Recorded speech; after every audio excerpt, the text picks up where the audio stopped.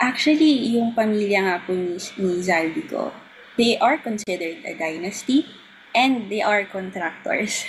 So, opo, may mga iilan po na ganyan, yung mga Revilla po ng Revilla. Cavite, Aha.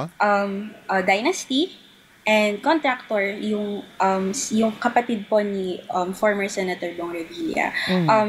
Eto hindi pa po to nare-release. Pero based po sa findings po namin, ang top contractor po based on budget sa Cavite Aha. ay yung Graya po.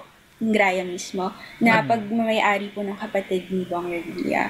Graya Ayun. Construction Construction. Corporation.